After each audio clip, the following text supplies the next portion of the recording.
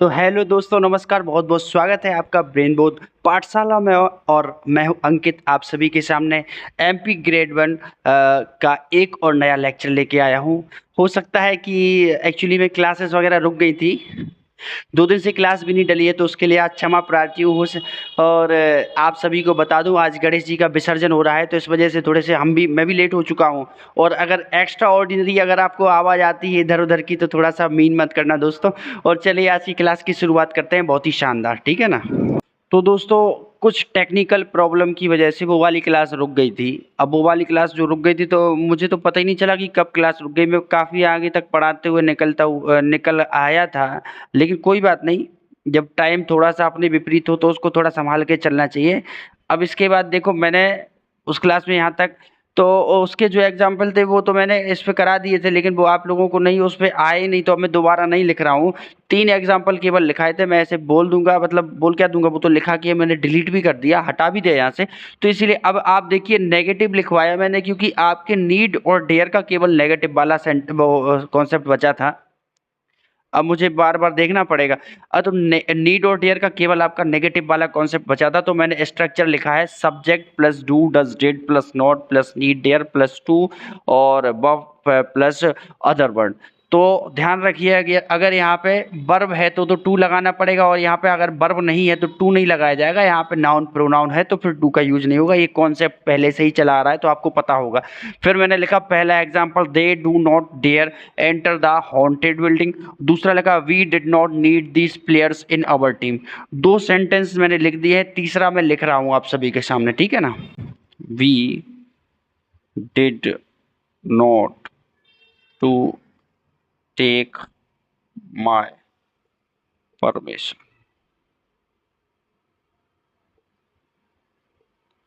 Okay, fourth वाला देखो, we dare not to face this dangerous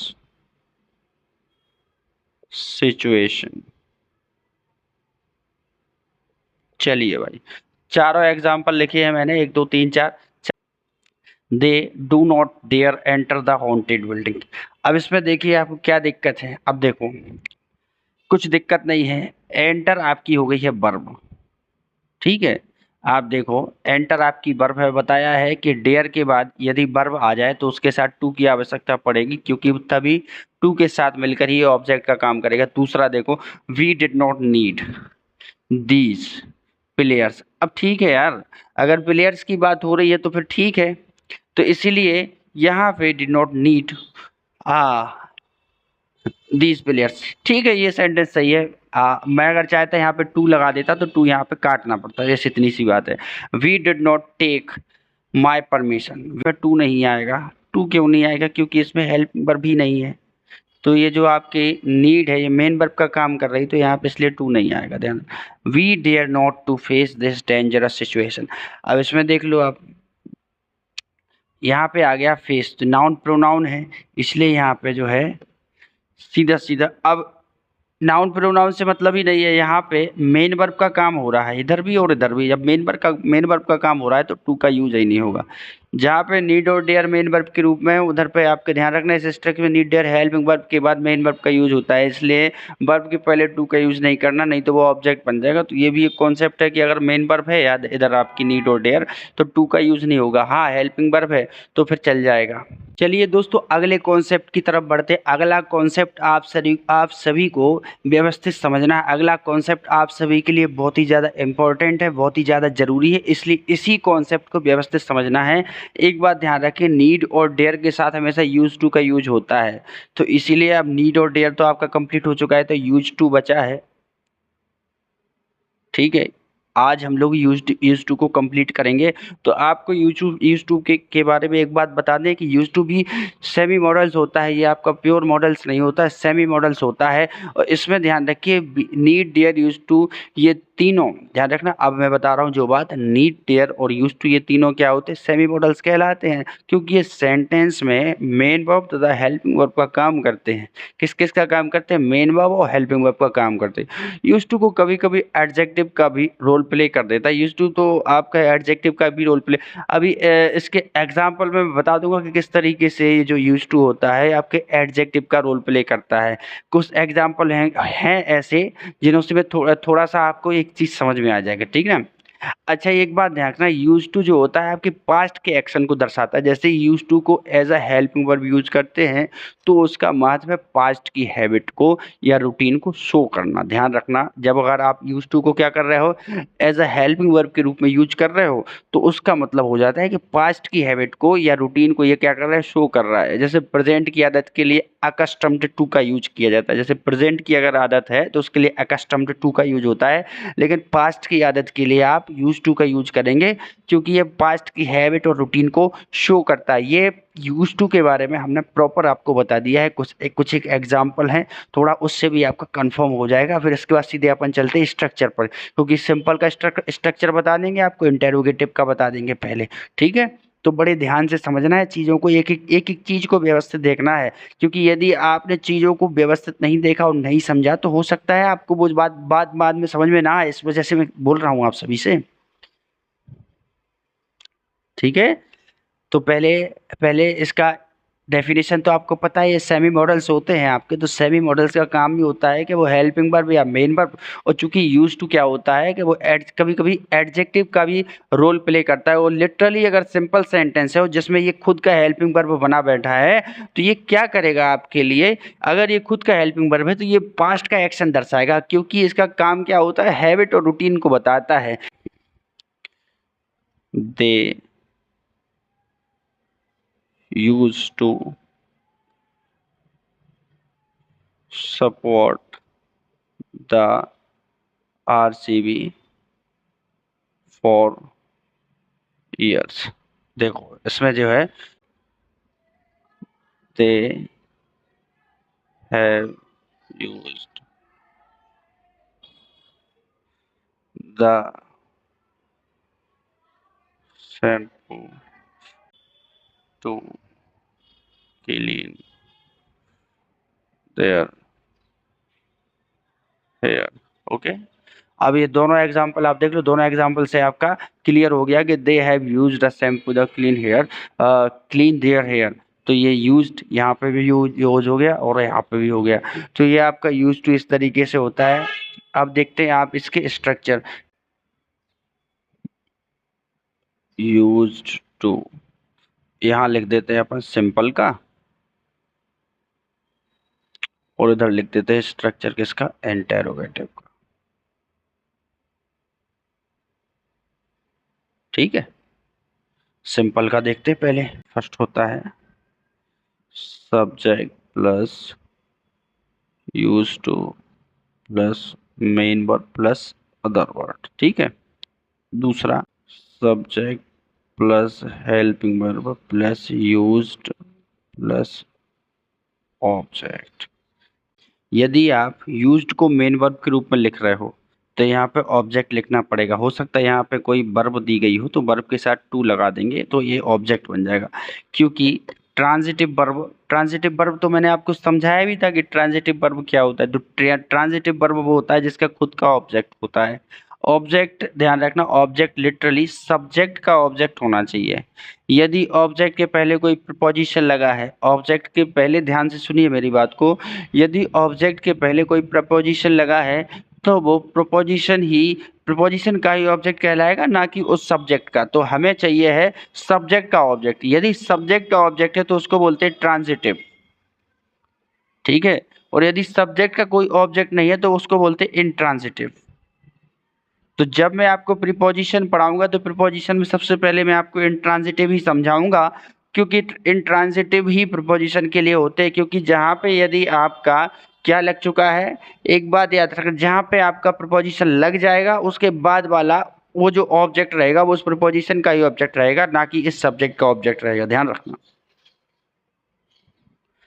तो इसीलिए इस कॉन्सेप्ट को भी बड़े बड़े ध्यान से, बड़े तरीके से याद रखना है कि मैं क्या कहने की आपसे जो है कोशिश कर रहा हूँ, ठीक है। तो इसका when they were go to school, ठीक है। When they were go to school they dash go to school on foot, ठीक है। तो ये आपको ये बात याद रखना है कि when they were go to school they, अब यहाँ पे देखो, यहाँ पे यूज टू आ जाएगा। टू इसलिए आया क्योंकि ये वर्ब है, तो वर्ब के पहले आपको क्या है, टू चाहिए। यूज्ड अकेला होता है, टू तो उसके साथ जो है वर्ब के हिसाब से देखा जाता है, ठीक। अगर यहाँ पे नाउन प्रोनाउन है तो टू हट जाएगा, ध्यान रखना इस बात का, ठीक है। अब आपने सिंपल का स्ट्रक्चर देख लिया, हम देखते interrogative. Used plus subject plus two plus verb first plus other, used plus question mark, did plus subject plus used two plus main verb plus other word plus question. अब ध्यान रखिए, did आपकी helping verb है plus subject plus use, तो अब यहाँ पे ये वर्ब का काम हो रहा है यहाँ पे, ठीक है। अब इसमें डबल वर्ब आ रही है, यहाँ पे ध्यान रखिए डबल वर्ब का हो रहा है। अभी मैं देखो तरीके से बता देता हूँ। अब क्या हो गया है कि इस स्ट्रक्चर में पास्ट इंडेफिनिट की हेल्पिंग वर्ब का यूज हुआ है, तो यूज टू की जगह केवल यूज टू का यूज होगा, ठीक है। जो मेन वर्ब है ऑब्जेक्ट का काम करेगी, और यहाँ पे जो मेन वर्ब है ये आपके ऑब्जेक्ट का काम करेगी। तो जो मेन वर्ब है ये ऑब्जेक्ट का काम करेगी, तो यहाँ पे यूज टू आपके मेन वर्ब का काम करेगी, ध्यान रखना। अब आपको समझ में आ रही होगी बात कि मैं क्या कहने की कोशिश कर रहा हूँ। Did plus subject plus use to plus noun और pronoun plus other word plus question mark. देखो भाई, अब इसमें देख लो, इसमें तो वो स्ट्रक्चर है, तो अब इसमें देख लो आप जो है, अब नाउन प्रोनाउन है। अब जब नाउन प्रोनाउन का यूज हो रहा है तो मैंने बताया टू का यूज नहीं होगा, तो इसलिए केवल यहाँ पे यूज आएगा, बाकी सब सही है। अब आप समझ लो, जवाब दीजिए। यहाँ तक आपको समझ में नहीं आया कि आया है? बिल्कुल अच्छे से, बिल्कुल सटीकता से मैंने बता दिया है। पहले स्ट्रक्चर में साफ साफ आप देख सकते हैं जो यूज्ड है ये आपकी हेल्पिंग वर्ब का यूज हो रहा है। तो जब यूज टू को हेल्पिंग वर्ब के रूप में लिया जा रहा है तो यहाँ पे ये देखा जाएगा कि यहाँ पे कोई नाउन प्रोनाउन तो होगा नहीं, वर्ब होगा सीधा, तो वर्ब के साथ टू का लगना सही है। तो यहाँ तक तो ये आपका सही है, ठीक है।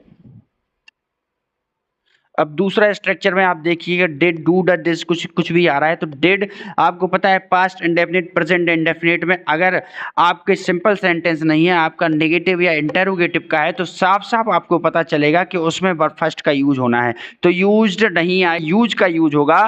तो अब आप देखिए मेन वर्ब जो है वो आपका ऑब्जेक्ट का काम करेगी, और यहाँ पे नाउन प्रोनाउन होगा, नाउन प्रोनाउन होगा तो यहाँ से टू हट जाएगा। अगर नाउन प्रोनाउन नहीं वर्ब है तो टू लगा रहेगा। तो ये कॉन्सेप्ट आपका हो गया। तीसरे वाले में मैंने वही बात बता दी है। तो अब आप लोग को, अब अगर समझ में नहीं आया तो आप बताइए, कॉन्सेप्ट वही है, नीड डेयर वाला कॉन्सेप्ट वही है, नीड और डेयर वाला केवल उसको यूज टू के रूप में ले लिया गया है। बाकी आप खुद देख लें, पिछली क्लास को भी देख लें आप नीड डेयर वाली, तो आपको स्ट्रक्चर में काफ़ी कुछ सेम लगेगा। और अगर जिस किसी ने नीड डेयर को प्रॉपर समझ लिया है तो यूज टू तो उसको समझ में आ ही गया होगा, जो हमारी गारंटी है, ठीक है ना। Used they tell us story at night, ठीक है। अब चूंकि हाँ question mark, why did they use to cricket, why did they to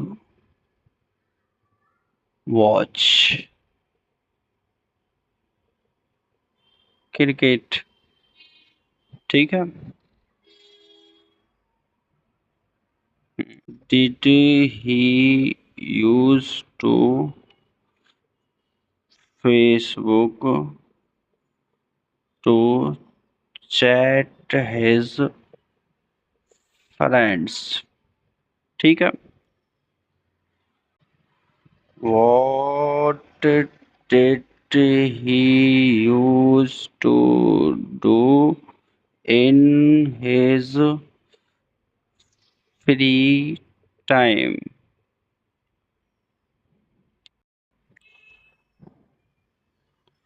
did she used to expensive car,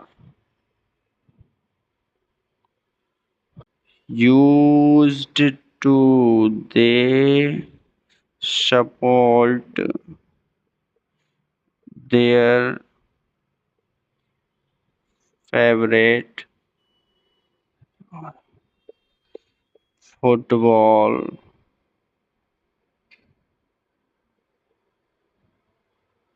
team.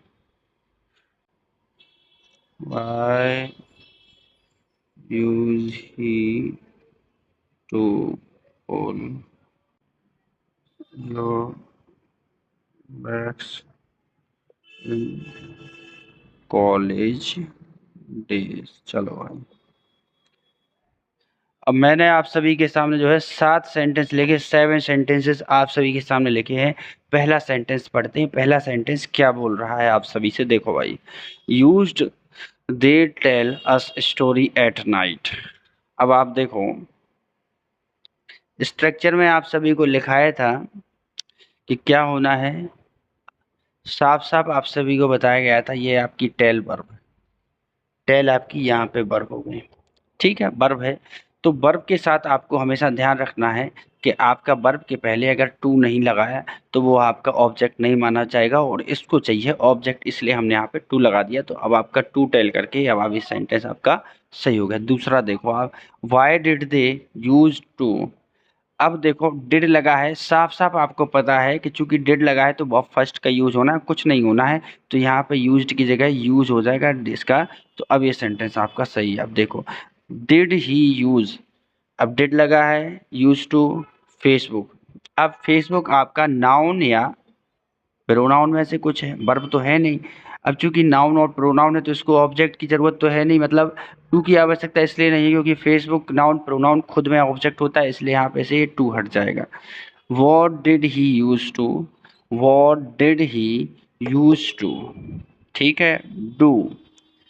अब हमें तो इसमें सेंटेंस में कोई दिक्कत नहीं लग रही है, यदि आपको लग रही है तो आप बताइए, क्योंकि मेरे हिसाब से तो ये सेंटेंस सही है, क्योंकि ये पूरी ऑब्जेक्टिव्स जो जो क्लियरेंस है वो सब कुछ फॉलो कर रहा है, इसलिए इसमें तो कोई दिक्कत नहीं है। मेरे हिसाब से भी कोई दिक्कत नहीं, इसलिए ये वाला सेंटेंस तो आपका सही है। अब अगला देखो, did she use to expensive car. अब इसमें बताइए आप, डिड सी, चूंकि डिड लगा है शुरुआत से तो क्या चाहिए उसको, है यूज टू पूरा ही गलत है क्या, बताइए आप। तो यूज टू पूरा ही गलत है, यहाँ पे केवल यूज आना है। ठीक है, क्योंकि एक्सपेंसिव आपका नाउन या प्रोनाउन में से कुछ है, तो वो ऑब्जेक्ट अपना खुद का ढूंढ लिया है उसने, तो इसलिए केवल यूज आएगा। अब यहाँ पे टू नहीं आएगा, यहाँ पे तो डेट आएगा। अभी सेंटेंस यहाँ पे सही है, टू तो आएगा नहीं, डेट आ जाएगा, डेट लग जाएगा तो सही हो जाएगा। यूज टू दे सपोर्ट, इसमें क्या दिक्कत है भाई। अब देखो इसमें दिक्कत ये है, हमने आपको बताया था कि जैसे मैंने आपको एक वो बताया ना एग्जाम्पल, तो वही है कि टू यहाँ पर से हट के यहाँ पे आ जाएगा तो फिर ये सही हो जाएगा। Why use he to. अब जब लास्ट वाला देखो, why use he to pull your legs in college. अब इसमें यूज नहीं आएगा, इसमें यूज्ड पूरा आएगा, क्योंकि ये आपका ऐसे भी समझ सकते हो। ठीक है, ऐसे भी समझ सकते हो। तो अभी आपको इतने कॉन्सेप्ट में कोई दिक्कत है दोस्तों, बताइए आप सभी, कमेंट करना है आप लोगों को, कमेंट करके बताना है कि सर इसमें ये दिक्कत हो रही है। मेरे हिसाब से तो अब दिक्कत नहीं होने वाली है, क्योंकि कॉन्सेप्ट का एक एक तरीका, एक टुकड़ा जो होता है ना, टुकड़ा जिसको टुकड़ा बोलते हैं, वो सभी आपको प्रॉपर बता दिया। मेरे हिसाब से तो अब दिक्कत नहीं होने वाली। हाँ, यदि आपको लगता है कि थोड़ी बहुत समस्या हो रही है तो वो तो आपकी प्रैक्टिस से आएगा, क्योंकि बिना प्रैक्टिस के तो वो समझ में मतलब प्रॉपर हो ही नहीं सकता, तो इसलिए प्रैक्टिस तो पहले करनी है। विसर्जन की वजह से काफ़ी ज़्यादा शोर हो रहा है, तो वीडियो वो जो है क्लास में आपको प्रॉपर स्टेबिलिटी नहीं बन पा रही है। स्टेबिलिटी से थोड़ा सा क्या है, अनस्टेबिलिटी से दिक्कत भी हो जाती है। तो दोस्तों आप सभी ये बताएं यहाँ तक जितना कॉन्सेप्ट मैंने कराया है, क्या इसमें आपको कोई दिक्कत है, कोई कॉन्सेप्ट में कोई समस्या है, कुछ दिक्कत है तो आप सभी मुझे अभी बता सकते हैं। मैं उसकी आपकी समस्या को तुरंत दूर करूँगा। और अगर आपको सब्जेक्ट से संबंधित कोई भी दिक्कत आ रही है तो आप वो भी बता सकते हैं। बाकी आप प्रॉपर पढ़ते रहें। हो सकता है आपकी डेट खिसक चुकी है, दिसंबर से जो है फरवरी तक एग्ज़ाम हो सकता है, तो वो भी एक जानकारी मैं आप सभी को दे रहा हूँ। तो मुझे नहीं पता कि बोर्ड की क्या समस्या चल रही है, बोर्ड को क्या किस तरीके से दिक्कत आ रही है, वो सब मुझे नहीं पता है। मुझे केवल इतना पता है कि आप प्रॉपर तैयारी करते रहें, क्योंकि जब एग्ज़ाम होगा तो आपको केवल उसमें सेलेक्ट होना है, ध्यान रखना। तो आपको सेलेक्ट होना है, तो सेलेक्ट होने के लिए आपको उससे मतलब नहीं कि अब वो कब करा रहे हैं एग्ज़ाम, आपको तो केवल तैयारी प्रॉपर करनी है। तो इसलिए इस बात का विशेष ध्यान रखें कि आप लोग प्रॉपर तैयारी करते रहें, कॉन्सेप्ट को समझते रहें। और मैं आज से आपको वचन देता हूँ, आज से रेगुलर समय पर क्लास डलेगी, समय पर क्लास डलेगी। क्योंकि अभी कुछ दिनों से गणपति बप्पा हमारे यहाँ पे घर पे विराजमान हुए थे, तो उस वजह से हम थोड़े से लेट हो रहे थे, अपने कामों में भी व्यस्त हो रहे थे बहुत ज़्यादा। लेकिन अब कल से ऐसा नहीं होगा, प्रॉपर क्लास डलेगी, टाइम टू टाइम क्लास डलेगी और आप सभी के लिए प्रॉपर क्लास मिलेगी। और आप लोग कमेंट करते चलें, कमेंट में बताते चलें कि कहाँ तक कितना समझ में आ रहा है और क्या दिक्कत हो रही है। तो उसके लिए भी हमारी टीम जो है, हम लोग और ध्यान रखेंगे कि आपको क्या दिक्कत कहाँ से हो रही है, तो उसके लिए भी सुधार करेंगे। और चलिए दोस्तों, आज की क्लास को यहीं पे एंड करते हैं। जय श्री राम दोस्तों, राधे राधे, जय श्री राम। और आप सभी अपना खूब ख्याल रखें, खूब मन से पढ़ाई करें। और चलिए दोस्तों, जय हिंद दोस्तों।